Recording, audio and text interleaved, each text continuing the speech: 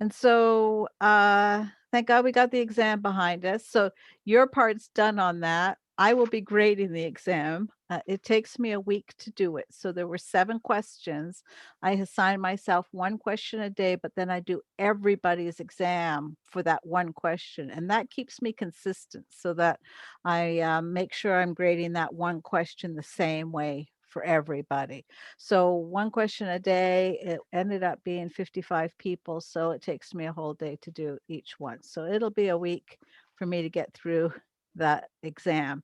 So if I'm not quite as quick on responding to emails, I apologize. Sometimes I'll be faster because I'm looking for any excuse not to look at the exams, but other times I will be um, maybe a little bit more delayed on getting stuff done. But I want to make sure I give you guys the adequate time to review everything because you've taken all that time to put it all together and submit the exam. So I don't like to rush through them at all. I will be giving feedback on each question. And that way, you'll know where you went wrong, where you needed to put more information, or if I really like something, I'll let you know that as well. So that all takes a little bit of time, and I'll walk through how to see that feedback after we've got them all graded. So bear with me on that. Um, I don't know if you guys have been attending the World Classrooms. We set up this speaker series last fall to bring in outside experts so that you could have sort of like more informal Zooms with them instead of sitting through a formal talk. I'm lining up some for that specifically related to ecology. I haven't got them scheduled yet, but when I schedule them, I'll stick them in our course and include them in the announcements and things so that they might interfere. I'll try to schedule them at these times since you know these times are kind of set anyway, and see if they can do that. So I'll let you know how that goes. But so far, I've got some people who are biting. I just don't have them nailed down to an actual day for their So you're Zoom. in charge of the World Zoom meetings? I mean, Uh, World STEM? No, thank God, no. I Oh, started them. It was my idea last fall because, oh my God, the administration was saying, oh, how awful it is to be online and it's terrible and we got to get back in the classroom as soon as possible. I said, it's not all bad. There's some really good things about being online. Like we can talk to anyone in the world. So, like last fall, one of the people I invited was a Princeton professor. He would never have driven down to give a talk at Rowan College, but he would sit in his office and give a talk at Rowan College. And he that's did neat. really cool work in Africa. So it was like it was pretty neat opportunity. And I had another one where 2 illustrators who did like scientific related illustrations came and talked about what they did. And so like to have the 2 of them in different cities and different parts of the country, but you could do that together in a Zoom. I also think your online exams are so much better online than having face-to-face exams.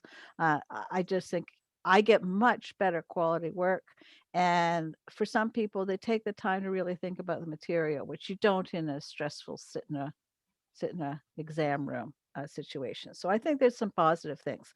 The negative things are we can't all get together and do the labs together, and we can't do the analysis together. And I think that's the downside. And other than people that show up here, I don't really get to meet anybody. So I kind of I'm miss that. thankful for the STEM worldwide world classrooms because I emailed Dr. Nucci to see if I can work at his lab Yeah, when I yeah, transferred to Rowan, and I have a meeting with him next week. that's good. Yeah, they give So, you your like, it was like emails. really excited.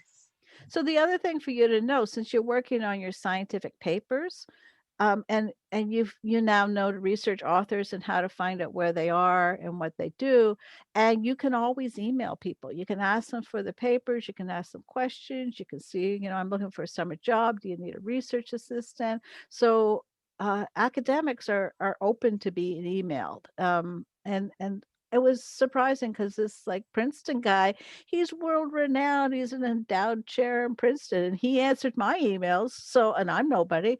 So just feel free to reach out to people. If they ignore you, they ignore you. I'm still trying to get Robert Downey Jr.'s email, but I don't quite have that one yet. But I'm not afraid to email anybody, invite them to whatever we're doing. So and if they ignore me, I don't know I don't know why.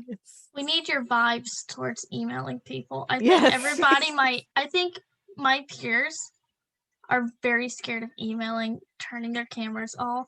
Like, there's nothing wrong with that because you might be doing something else, but Oh yeah, I don't. Yeah. yeah, but it's like scary. So we need your good vibes in this world. Well, don't be afraid to ask people.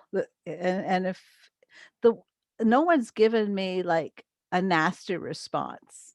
At most, they might ignore me. Well, most they will ignore me, but at least you should try. All right, so I'm going to share my screen. That was our little life lesson for the day. Feel free to share yours too.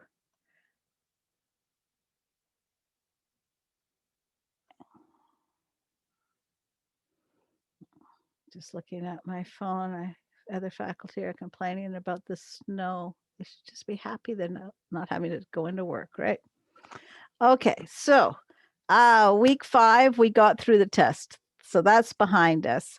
So I want to talk a little bit about some of the questions I've been getting about the data analysis for the Island Biogeography Lab, but then I really want to focus on the lab report because your first lab report, full one, is due next week.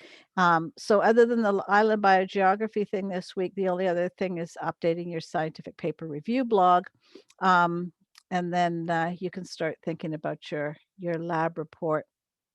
And so the Island Biogeography Lab, you've got the data analysis video, and some people have started asking me questions before they've watched the video, and I don't honestly think you can get through this lab without following along with the video. So make sure you do that. And then if you decide you're going to write your lab report on this lab, I really recommend watching the Geographic Ecology and Species Area Curve video and the Island Biogeography video, and that gives a lot of background to help you come up with an approach for your full lab report. So I'm just going to go over this lab data analysis. I'm not going to go in any detail because the 51-minute video goes into the detail, but just some of the things that have come up. So the first thing you do is you're going to get some of the class data to do your species area curve. Obviously, you only had 3 islands. That's not going to be enough to get you an accurate curve. This fake example here, I just got 2 of a whole variety of island sizes. But what I did on our spreadsheet after I pulled the class data together, I made an extra sheet called Spring 2021 area and average number of species. So this is the data that you would use for your for making this graph. You can take as much of this as you like. You can use the whole thing if you want. So actually, after we found some errors in it, I've tried to eliminate all the data I was suspicious about from it. And so ones where I think that they had the wrong calculations of average number of species. And I did find out what some of them did, and some of them we've been fixing and adding into this list. So I added a sheet just to make it a little easier to do that species area curve. Um, then, so the little form that you used to put this data into a class data set was from Google Forms. And it took me a long time to find any kind of form that would actually take this volume of data and this type of data and be able to put it in a fairly quick and easy way. But as you can see from our data set, it comes in a really weird format. So all that 51-minute video, a lot of it is converting it from that format into the format you're going to need in order to make your species area curves. And the first step is getting it back into the format that you had in your lab book. So from the way it came into the data sheet into this table where you have years as the different rows and then the different species as the columns, and ones for when you had them and zeros from when you didn't have them. Um, so for the class data set, so when you submit it in your data, so here's some of you right here, and it's got the island size and then what species you had each year. I have been cleaning up this data set. So everything on this data set below the red line is cleaned up. Stuff above the red line, I don't recommend you using unless you want to clean it up yourself. But all this stuff below is clean. Most people are using their 3 islands that they did themselves. Some people realize they had some problems with their islands, have picked some other islands that they used. If you use someone else's data, just make sure you acknowledge that in your blog that you're using somebody else's data. But most people, as I say, are using their own rows. So what happens when you're doing this is that you're going to be copying your rows of data, and then we'll be using those to make 3 separate graphs, the immigration extinction graphs. So one row of data makes one of these tables and one of the graphs. And once we get this table built, then you add in some additional columns. Now, making this table is the slowest part of this whole process, and I go through it in painstaking detail because not only do I tell you what to do, but I tell you how it works and why you're doing it that way.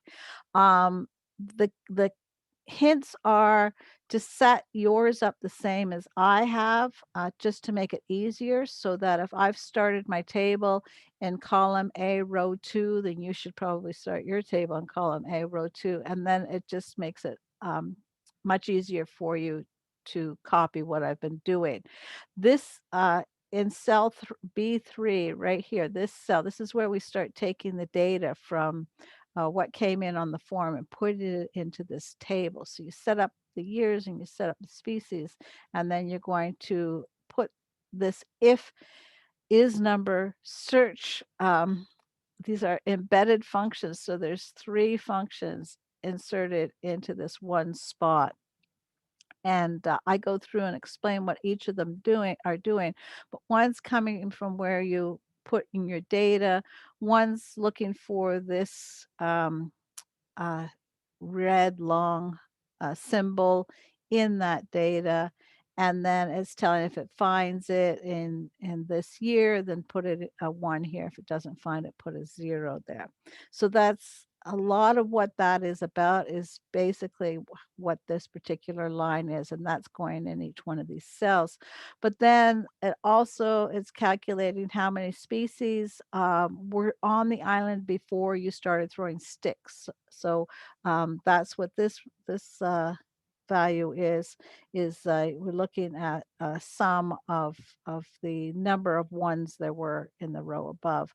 And then the immigration and extinctions are seeing how many of those species disappeared for extinctions and how many of those species appeared. Took me a while to figure out what functions would do this. It used to be we would sit there and like by hand do all of this, but I figured out how to make Excel do it, and uh, using this sum ifs statement, and it means it's much more accurate than sitting there trying to do it by hand. So you're getting a lot of functions to use here. When you're doing making the immigration extinction curves, then you'll have a separate sheet on your Excel spreadsheet for the data and the graph. So you have one for each island. So you have a graph for each island that you're making, and then you can calculate the equilibrium number of species for each island, and then you can use that to also get the species turnover, which is just doubling the equilibrium number of species. So it goes through all of that in the video. So if you look at some people's blogs have already put their graphs up there. They look exactly like this, except where the lines cross and how the lines go is going to be different depending on their islands. some people are forgetting to do things. Just a reminder, each week I've been making a checklist so you can keep up with what you're doing. And most of the checklist this week is dealing with the lab. So watch the lab video. If you haven't set up Excel because you can't do this in Google Sheets with those functions. Um, and then read the assignment in Blackboard, complete the data analysis, update your blog, and then some people are forgetting to submit the assignment. So when you submit the assignment, that triggers me to go to your blog and look at it and double check everything and letting you know if there's any problems. And I might be a little delayed doing that on this week's lab just because I'm working on those exams. And then I also list the videos for the week. So trying to help people keep up with the checklists. Things fall between the cracks. Okay, so before I talk about how to write a lab report, then are there questions about the Island Biogeography lab analysis? You good? Some of you have already done it. Some of you haven't. So, and for those who have done it, it has helped me a lot to see where the mistakes have come and what the problems are. All right, I'm going to share my screen again then. I'm going to talk about how to write a lab report.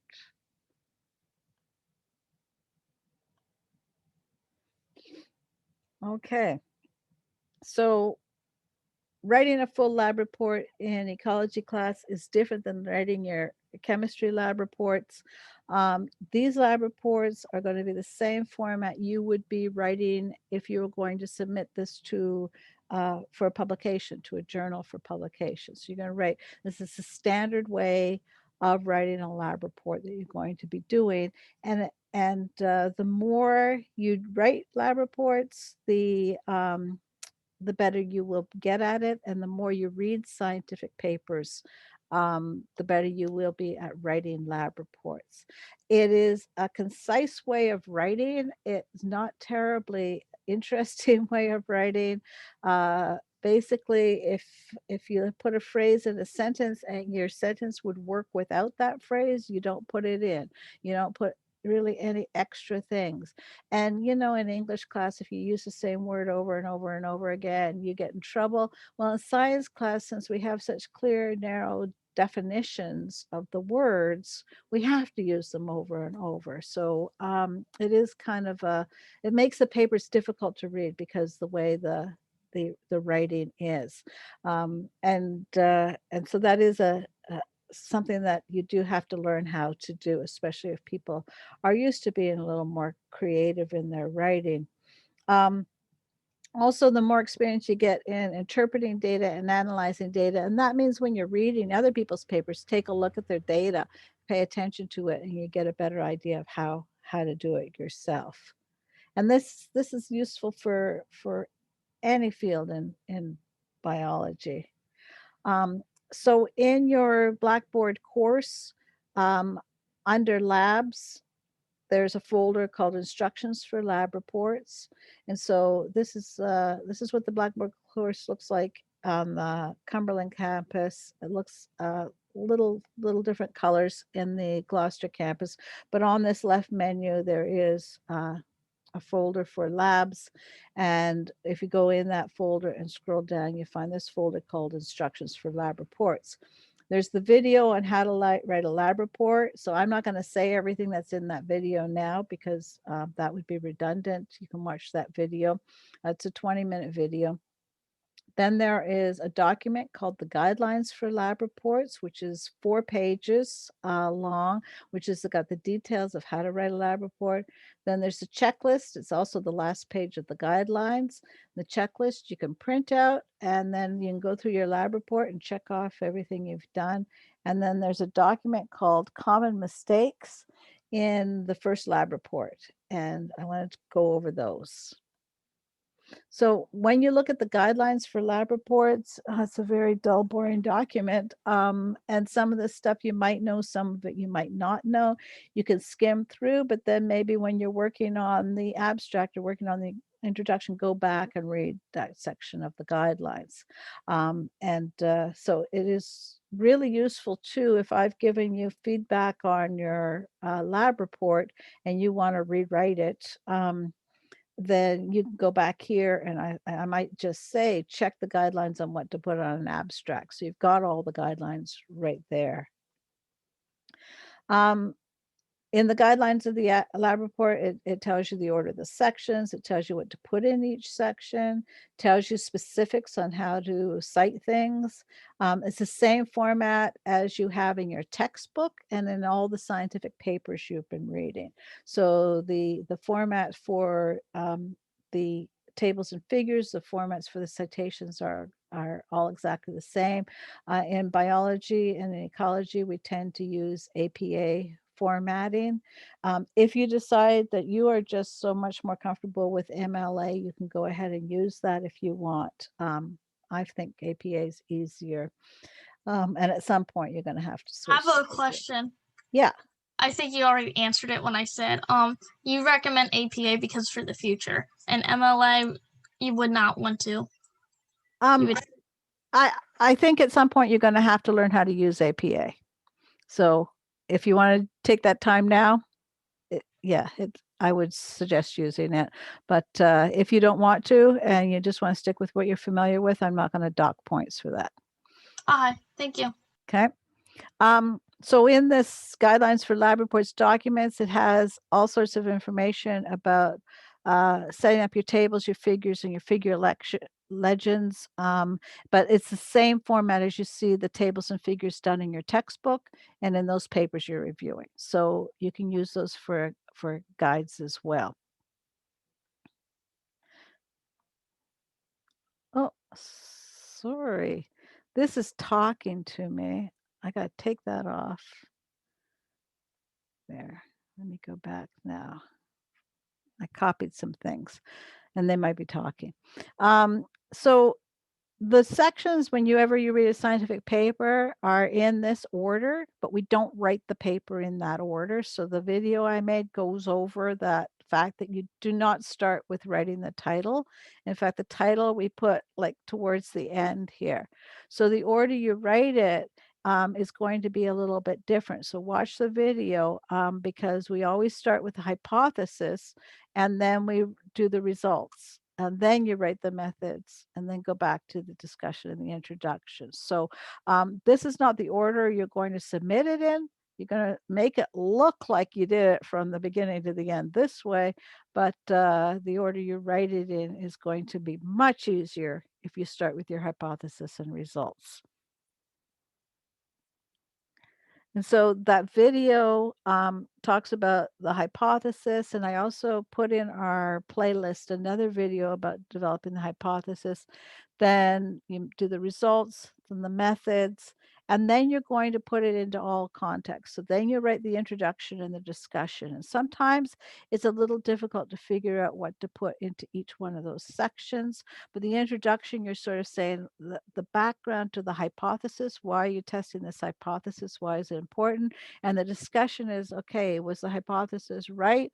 Was it consistent with the data? We never say we prove a hypothesis in science because we don't know. The next study might show something opposite. So we never prove anything, but we can see if it's consistent with the hypothesis. Or we can reject a hypothesis in science because we can say, no, the data shows that that hypothesis is not correct. And then you write the abstract and the title last. You want an informative title. You don't want it to be called Ecology Lab Report. You want to make sure that someone can read the title and know what it's about. And then make sure you just watch this whole video on how to put together your lab report. I don't want to repeat everything out of that.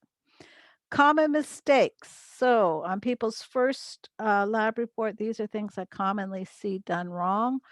So the guidelines are like the positive side, do this, this, and this. This is the negative side. So I put the little negative guy on here. Not using peer-reviewed scientific references. So you should use 2 peer-reviewed references in your paper.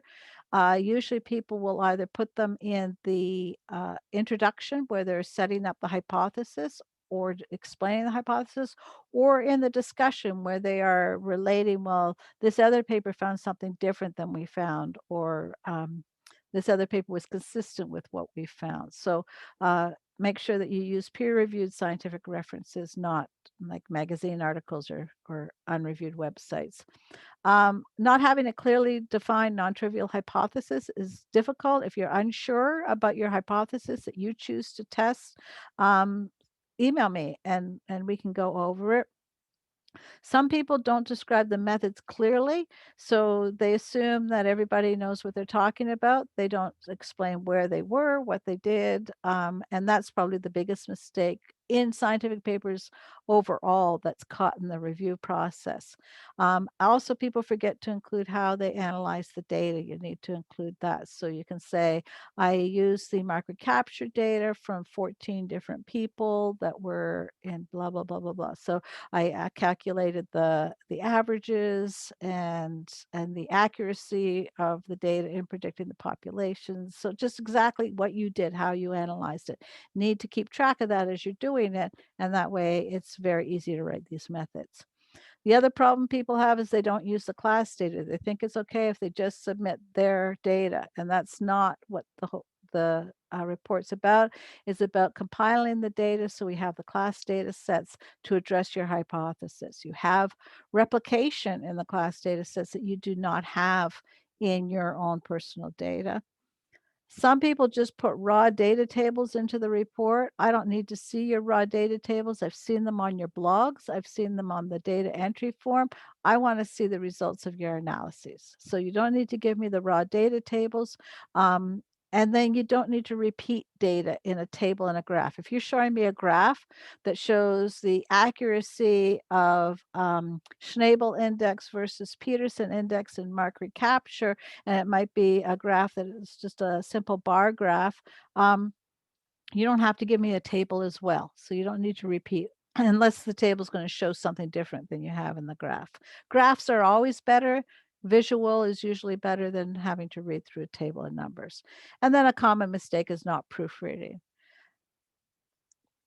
Um, Other common mistakes, not referring to the tables and figures correctly. So it's just like they're referred to in your textbook. They'll be talking about, the figure that figure one shows the lynx and the eating the snowshoe hare numbers or something like that. So refer to things the way you would see it in your textbook or in the paper you're reviewing. They forget to label the axes on their figures, and you need to write full captions that explain the table or figure. So the idea is if you open up a scientific paper and you first look at the figures and you read the captions, you should have a good idea of what's going on. You should not be completely mystified by looking at the table and then or the figure and reading the captions. So the captions should be fairly clear what it is the person's looking at. Other common mistakes in the discussion, not fully discussing what your results mean, how they relate to other studies if you're using them there. Non-informative titles are common. Abstracts. People like to write an abstract by just copying and pasting from the discussion or the introduction. The abstract should be written fresh. So once you've done everything, now you need to describe it in a condensed, summarized form. You don't want to just copy a paragraph out of an existing section. People need to remember to use a checklist. They don't read the guidelines, so those are problems. So make sure that you actually are reading the guidelines and using the checklist. And then not submitting the report correctly. So when you submit the report, it goes into safe assign, it's checked for plagiarism. Some people will try to get around that by submitting a link to a Google Doc. Well, I won't accept that. I won't accept a link to an outside file, and I won't accept an emailed report. So it has to be submitted in safe assign, so it has to be submitted in your Blackboard. And then the big reminder is that remember when we first looked at the grade scale of the course, you have to submit 2 full lab reports. You will get an F in the course if you do not submit your 2 lab reports on time. So that's due next Friday at midnight. So make sure you get it in. If it's not perfect, that's fine. I will still review it for you and give you feedback, but you want to make sure you get it submitted. I have a question. Yeah, go ahead. If I remember correctly, in your syllabus, we can resend it and you will give us, you'll grade it, give us corrections, and we can resend it again? Yes, and I'm going to talk about that in a little bit, but yes, you will have an opportunity to revise it. Thank you. No problem. So the tips are read papers. The more papers you read, the better you'll get at writing. Use your checklist. Start early. So start, this week. Don't start the night before. Reread it, proofread it. You're not going to get it all right in the first draft, so don't kill yourself thinking that, oh, well, she's written all over it, it's awful.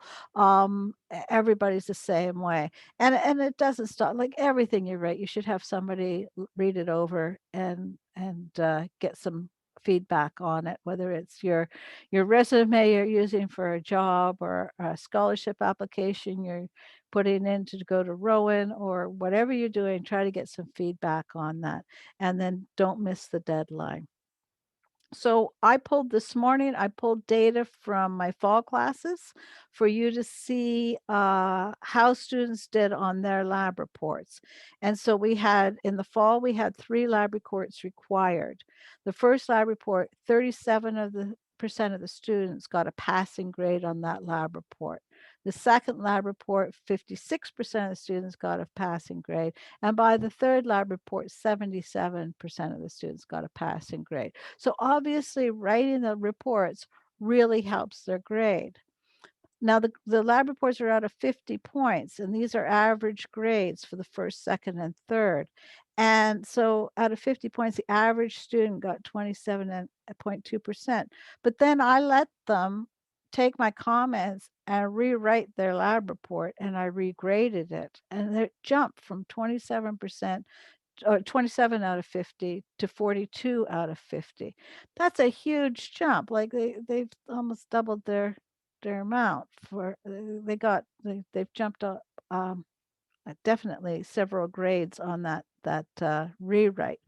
So that's why I decided for you guys, I would change what I was doing. And I thought we got more out of rewriting this lab report than we got out of doing the third one. The second and third one looked like it was pretty close. Once people figured out how to write the second one, then they were fine for the third one. So I decided for you guys, both the first and second reports are required. The third one is optional. It's just extra points. You don't have to do the third one. But I will ask you to resubmit the first and second ones so that you can rewrite them, and you will not only get an increase in the grade for doing that, for fixing things, but if you actually document what you fix and submit that as well, then I will add on an extra additional 10 points for documenting what you actually fixed. So that gives you a good incentive to rewrite these lab reports. And I think you're going to learn a lot, obviously, from rewriting them. And in general, English classes are usually better than science classes at giving you the chance to rewrite things, but we need to be giving you those chances as well. So I have a question about the third lab report. Yeah. Are we able to rewrite the lab report after we submit it? Okay, got it. No, because that one I just don't have any time in the course. That makes sense. So, Thank you. But by then you'll be so good at it. You'll be fine. That's true. Yeah. You'll be master lab report writers. These are the 7 labs we do in class, and this is the data from last fall and the grades the students got.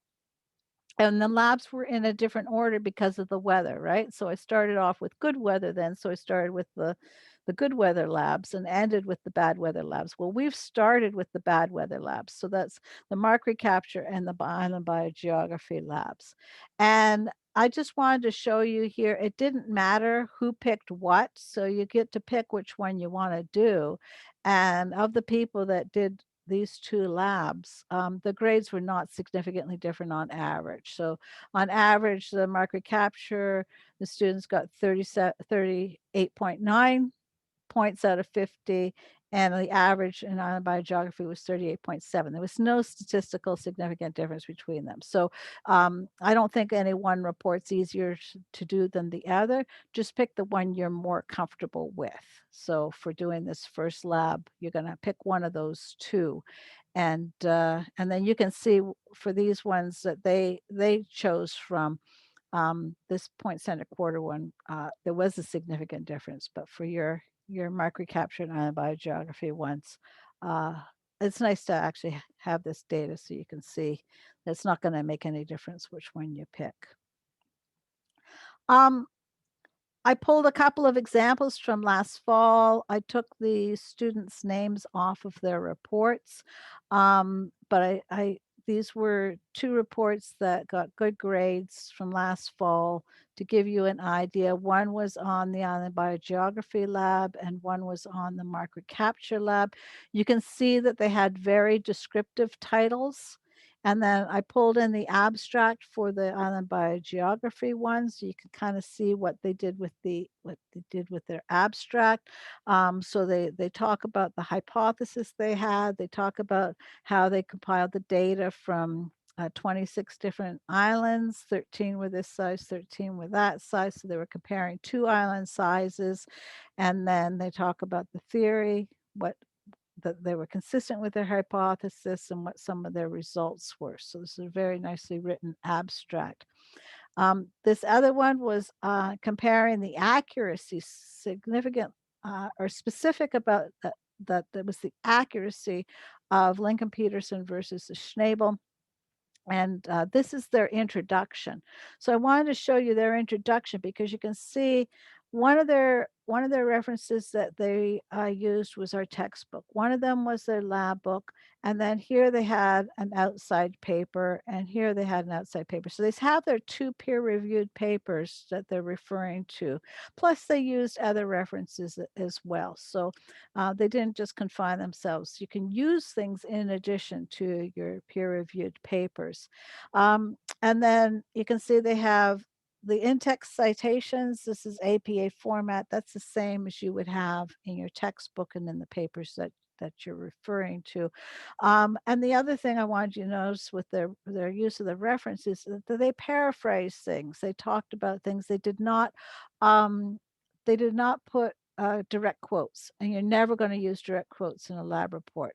So direct quotes are really popular in English papers because you might be reading Shakespeare and Shakespeare said, and you have a direct quote. And I wish I could give you a direct quote of Shakespeare, but my mind's gone blank at the moment. But in science, it's not usually appropriate to be using direct quotes unless you wanted to put in a direct quote from Darwin or something about how something was actually phrased, and you're talking about the phrasing and the definition of something. So you will not be using direct quotes. So don't feel like you can just cut and paste out of a paper a direct quote and put a reference in that you've done enough there. You have to incorporate the ideas into what you're writing. I'm just going to get out of PowerPoint for a second because I did want to take a look at these papers. See, I've taken the authors' names off, but just so you can see the format of the paper. So they have their title and their abstract, their introduction here with their embedded references, their materials and methods. So they describe exactly what they did and how they did it, how they did the analysis. They went into a lot more detail than they needed to, actually. They used their if is number search function here. I have a question. It doesn't look like they use double space. You don't want double. I took out the double spacing to show you right now. I don't care. It's easier when I'm writing comments on them when you've submitted them if they're double spaced, but you're not going to lose points for not doing that. I'll just I can still write comments on them. Okay, thank you. And then here they're talking about their tables, but they stuck their tables at the end instead of embedding them in the file. They put their tables at the end and their graphs at the end. So, and just remember the caption goes above a table and caption goes below a graph. And then, so that's the results section and then the discussion. And once again, they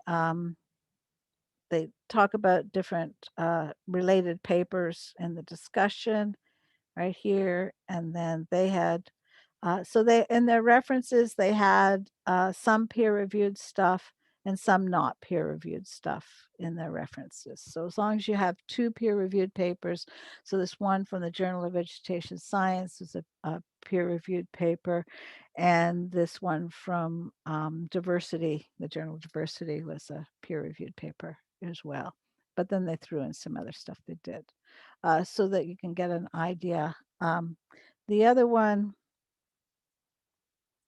this one was double spaced, and I just reformatted it to show you the same thing.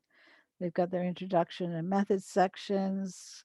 Here, I didn't like that they stuck this here in their methods, but they were just using it as an example of how they set up the data, so I let that go. Then they refer to their figures here, and their figures follow with their captions. And the tables, their caption needed to be on the top of this one. So they lost a few points on this one, but not a lot. And then they refer again to other papers in their discussion. And then once again, they had more than 2 references because they referenced some scientific papers, but then they referenced some other things as well. So they got a variety of references there. These were their last lab reports of the course, so they were pretty good at it by then. I just wanted to make sure I showed you a few examples.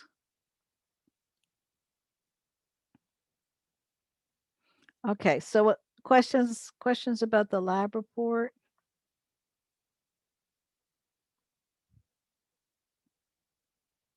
Those 2 lab reports should have intimidated you. As I say, it was their last lab reports, and Well, it, I'll say it's nice you explained how to do one because when I did them for Chem 101, he did not explain, and I did title, introduction, abstract. I did not know you had to go backwards, so thank you. okay, no problem. So I almost did a huge mistake there. So you I've had those, yeah, I've had those. And I have to say, for you guys, I'm doing a better job explaining it than I did for the guys last fall. So I'm learning to be, it doesn't matter how much you teach, you still get better at it. I hope. I hope I'm not getting worse at it. I don't feel like I am. I don't know. I don't think it was any of you. Somebody sent me an email yesterday that I cut and pasted and sent to my friends because it said, "You're okay." So that was from a student. It's okay. All right. I'm okay. I'll take that. I'll take my "You're okay" email. I know I emailed you about like the word count for one of them. I didn't think I put like you're awesome or you got good vibes, right? Yeah, I no, didn't say you. it wasn't you. I No, was I gonna say I'm I like checked who was here before I actually told this story. okay. By the way, it's recording. So no, it was. I've never been called okay before. That was all right. I took it. I took it in a positive way. What do you mean by like the raw data tables? Pardon? Like the raw data tables? What do you mean? Like, what's the difference? Like, of regular data tables, or is there a difference? I'm sorry, I don't understand the question. For raw data tables, is there like a certain table Oh, you need to do? the raw data tables. So when you did the Island Biogeography one, and you have the data table with all those zeros and ones, I Mhm. you're not going to interpret that. But if you're taking like the average number of, species in the last 5 and averaging that among different students, and that's something you've done an analysis on, as opposed to just the stuff you wrote down. Raw data is just what you wrote down in the field. So what you wrote down while you were doing it. I should make that clearer. I'm going to share my screen again. because when I stop sharing, I forget I've stopped sharing.